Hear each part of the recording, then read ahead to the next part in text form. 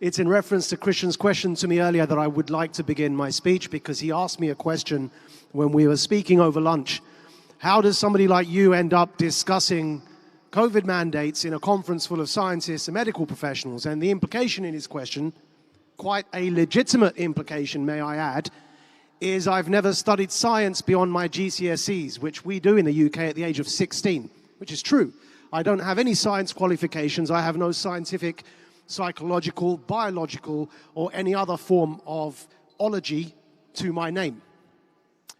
So what brings me to this conversation, in answer to the question that Christian posed to me earlier, is why I'd like to speak to you.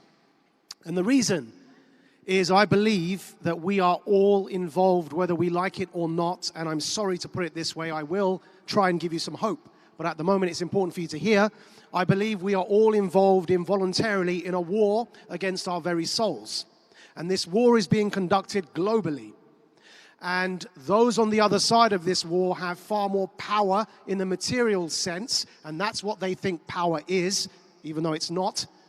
And they are using that power to attempt to destroy everything that it means to be human. Now, this war has been named by those people engaging in this war. So if you go back to post-World War II, when I think the world realized that dropping bombs and nuclear bombs on each other may not necessarily be the best way forward, what we began witnessing instead was a series of wars that were called wars, but were conducted by our own governments against what they presented to us were ills in our own society. And if you think back to the war on drugs that Nancy Reagan announced on behalf of her husband, the President Reagan, the war on drugs was initially a war that was ostensibly to stamp out crime in our societies. And so we were all encouraged by government policy to rally around them in this war on drugs, and certain measures needed to be taken, including the dehumanization of a certain demographic that ended up disproportionately in our prison systems. And we can look to the United States of America to see the results of that disastrous war on drugs, but it also impacted the South Americas, which was in fact the battleground for this war on drugs. But the aim that was being told to us, that this is a war on drugs to stamp out crime, was not the real aim of the war on drugs. Instead, the real aim of the war on drugs was to increase state power, was to increase authoritarianism, was to increase the ability of the state to interfere even in foreign countries in the name of a domestic war. But it began, as all things that begin as psychological abuse began, it began incrementally. And the incremental beginning was a war on crime. But notice what happened next. And this is what, in answer to Christian's question to me, what brings me here, it's what involved me against my will. Because after the war on drugs came the war on terror. And like the war on drugs, the war on terror was used not to stamp out terror. Because as you'll notice, just like the war on drugs, the people that conducted this war, the people in fact that began this war, were the ones that started it. And then they wanted us on board to help them finish something they started. What they were telling us they wanted us to finish was terrorism, while they invaded many countries around the world. And I noticed a drone that was flying over here earlier, probably to film everybody, which is a good thing. But it's important to understand that those drones, how I read them, is they drop bombs on people. And that's what they were doing in Afghanistan. That's what they were doing in Iraq. We were told it was to stop terrorism. In hindsight, we now realize it was based on lies, such as the lie that there were weapons of mass destruction in Iraq. Such as the lie that bin Laden was in Afghanistan when he was caught in Pakistan. And Pakistan was among the closest allies, my country of origin, among the closest allies to the United States of America in that war on terror. So it went from a war on crime and the war on drugs to a war, what we were told, was to protect our way of life. So first, it's to stop crime, protect our societies, keep them safe. Then, the war on terror is to keep our way of life safe. So you've gone incrementally one step further. Now it's about protecting our way of life in the war on terror. Then comes the war on COVID. Now, the war on COVID is a step even further than the war on terror, because it's no longer about protecting our way of life, it's about protecting our very life itself, our physical lives, our health. So you can see how the temperature is ratcheted up in the war on COVID. Now, all of us are involved because we're seeking to stay alive. Not just to protect our way of life, because of course those nasty terrorists wanted to destroy freedom and democracy.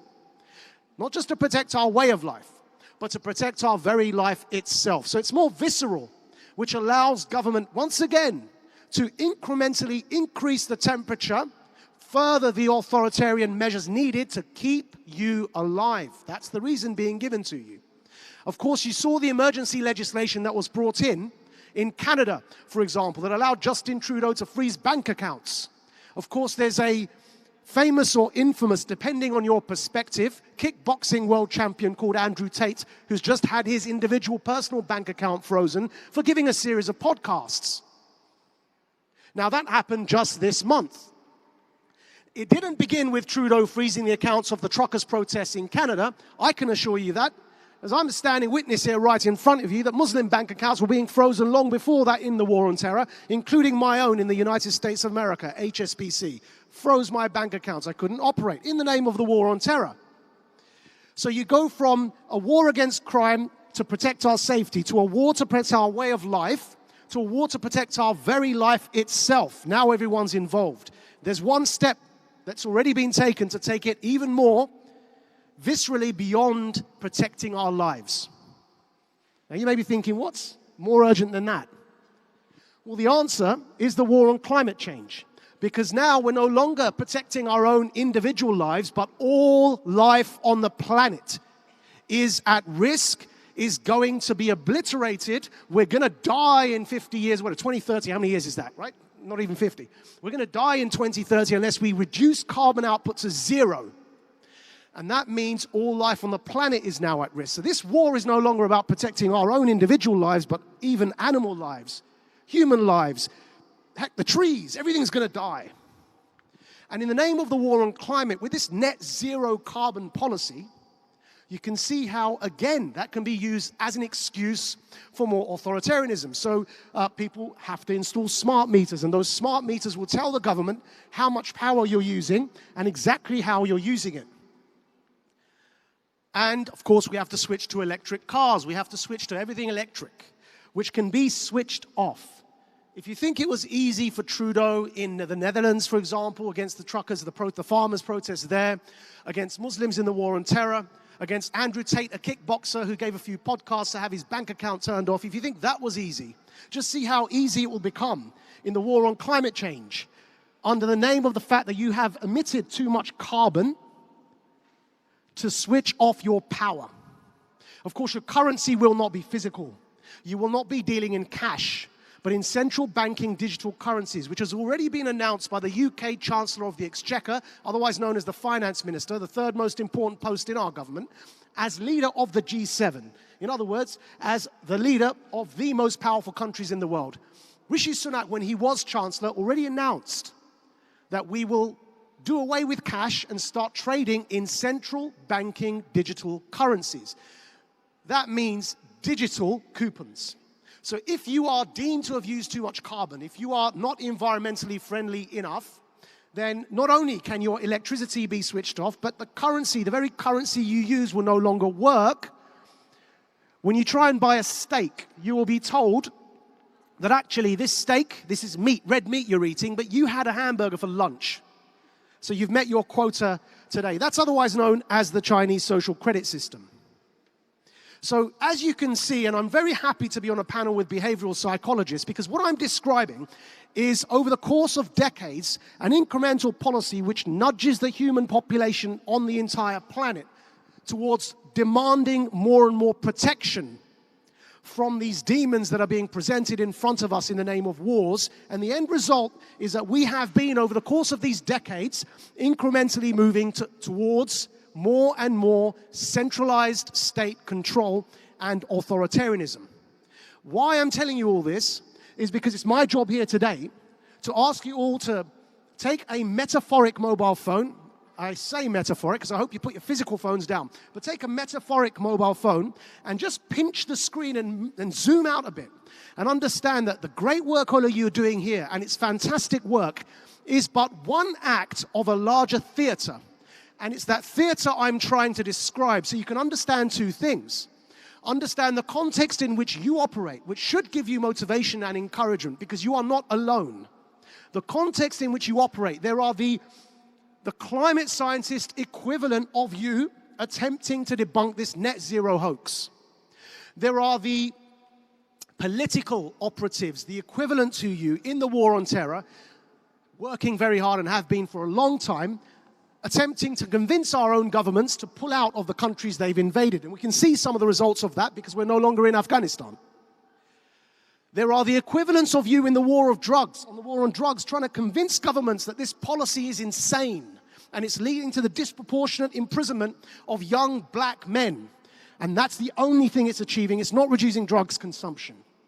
But the power that the state has accrued through the war on drugs, as it did through the war on terror with the Patriot Act, as it did with the war on COVID through the emergency legislation, and as it has already agreed to do in the climate war through the COP26 summit, and all of the states' agreements to reduce our carbon emissions to zero by 2030, you can see they are gaining more and more power. And if once we understand that theater, we understand the Plato's cave image that was on there before, we need to understand what's happening on a wider level to understand the role we play in making sure that we don't fall for this psychological abuse. And that's exactly what it is.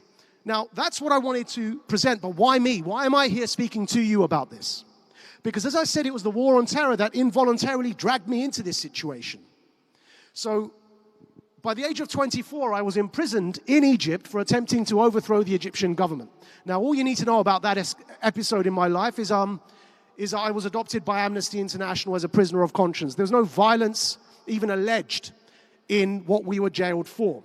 That's how I was involuntarily dragged into this conversation. And how I answered Christian earlier was, what I noticed without needing scientific degrees, and by the way, thankfully I'm not completely uneducated, it's just I didn't study science.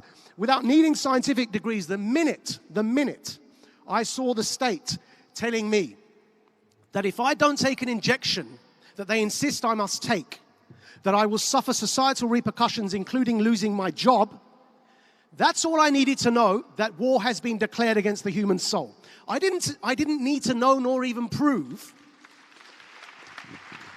I didn't even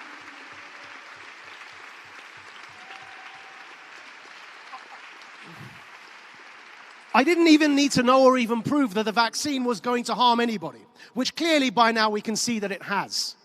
I didn't need to prove that. I didn't need a science degree to even talk about that. What I needed to do was say the following, that while being dragged through a torture dungeon in Egypt, where they tortured everybody by electrocution on their teeth and genitalia, they then took us in solitary, after 3.5 months of solitary confinement, they then took us to a doctor and said, take this injection. We did not have a choice. My cellmate, his name was Hisham, I will forever remember him, dropped dead in the cell next door to me. There was a riot that night in this Egyptian prison, and the reason is because we believed that they had killed him by injecting something into his body. The reason we were told that he died was he apparently had died of hepatitis B. So all I needed to know when the state said to me that if you don't take this jab, we will sack you, was that war had been declared against the human soul. Of course, everything else that's transpired is all great work all of you are doing here. But the minute you realize that that's all you need to know, if I came to any one of you, male or female, let's not make this about gender, and said, strip your clothes off because I say so, otherwise I'm going to sack you from your job, you don't need to know why. That's a violation of your rights. So the minute the state said that if I don't take an injection, I will suffer repercussions, as I said, it alerted me to the fact that this had been done before in the war on terror, and it had been done before in the war on drugs. And that's why it was easy for me to enter this conversation from a perspective of political theory, from a perspective of civil liberties, from a perspective that we must make sure that the human soul is protected. And so in conclusion, just checking the time here, I have 10 seconds. In conclusion, what I'd like to say is if we recognize that this is what is at stake, there is hope. And the hope is the following. Look at the state of the war on drugs. Very few people believe in it anymore. And there's a reason for that. And that's because your equivalents on the drug reform side have been doing the very equivalent work that you are all doing against that. Likewise in the war on terror, there's a reason why very few people like Tony Blair and George Bush anymore. I've sat personally with both of them in that war on terror in an attempt to convince them of these views, one-on-one, face-to-face. But there's a reason why the narrative has been lost in the war on drugs and in the war on terror. There's a reason that the narrative on the war on COVID is no longer what it used to be even a year ago. And the fact that we can all gather here today and come to Austria without having to prove our vaccine status, there's a reason for that. And that is that the people who gathered together to fight this have had some success. And that's why I'm asking you to carry on. Because you are one act in this theater, and it is having an impact. And your equivalents are doing the same on the climate policy agenda as well. Now, to what ends? What is the purpose? And this is where we must always remember that we've got to work backwards from recognizing that this is a war. Because what the globalist political project is the following. They want us all, with all our differences, with all our cultures and religions and faith and no faith and nationalities and ethnicities, the globalist political project wants us to be one. To be one thing, yeah? The globalist political project wants us to be one all over the planet. What I'd ask you is to remember that the spiritual project is not for us all to be one, but for the oneness of being. And when we understand that, we understand that therein lies the solution to what we need to do. There will be attempts to divide us, to conquer us in this war. And those attempts will even occur among us here. So-and-so is controlled opposition. So-and-so thinks there's no virus. That person thinks there is a virus. Let's fight them on this point. Yeah? But actually, that's exactly what they want. And there's going to be anger. A lot of us are going to be angry because people have died en masse. This is probably the worst mass death that has occurred since World War II. People will be angry. But just like in the terrorism debate, and this is what we've been doing for over a decade, please remember that the Muslim community's worst enemy were those terrorists that were killing children in the name of that war. We must remain peaceful because everything they want to do is for us to turn angry and violent so that they can say, see, this is why these people need to be controlled. Thank you.